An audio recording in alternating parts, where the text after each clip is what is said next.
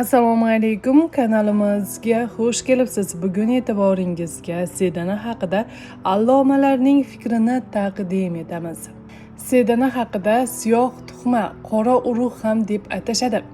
Qadimiy giyohshunoslik kitoblarida shunis yoki kamuni hindi nomi bilan ham yuritganlar. Kamun bu zira bo'lib, bunday deb atashlariga sabab tashqi tomondan shakli va ba'zi mushtarak xususiyatlari o'xshashligidadir. Uning donalarida maxsus yog' bo'lib, uning tarkibida A, B, V, D vitaminlari bor. U siydik haydash xususiyatiga ega, sutni ko'paytiradi, terlatadi, ko'krakda o'rnashgan yomon xiltlarni quvadi, zaharni kesadi. Tutunidan esa hasharotlar qochadi. Sedanadan yo'talni qoldirishda, sariq kasalida, qayd qilishni davolashda foydalaniladi. Undan ertalab yeb yursalar yuzni qizil qiladi va rangini ochadi. Sirkaga qo'shib yeyilganda esa me'dadagi qurtlarni yo'qotadi. Teriga oq tushishining oldini oladi. Agar asalga qo'shib yesalar, bo'g'in og'rig'ini va shamollashni qoldiradi.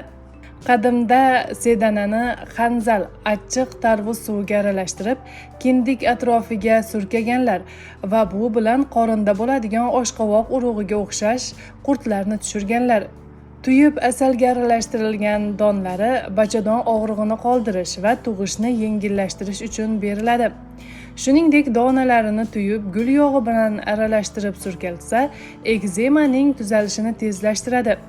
Sedanani kuydirib yoqqa yoki xinaga qo'shib boshga surilsa, sochning to'kilishini to'xtatadi. Agar sedana hidlasalar, bosh og'rig'ini qoldiradi. Tumov va yuz falajini davolashda foydalidir. Tumov bo'lgan kishining boshiga sedanadan bog'lama qilsalar tuzatadi. Shamollagan va sovuq urgan joylarga foyda qiladi.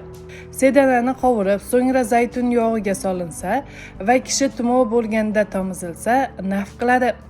Sirkaga solib qaynatib, o'sha sirka bilan og'zingizni chaysangiz, tish og'rig'ini qoldiradi va uni mustahkamlaydi. Sedana donlaridan olingan yog' kishini yoshartiradi. Azizlar, sizlarga yetkazmoqchi bo'lgan yana bir foydali ma'lumotimiz shulardan iborat edi.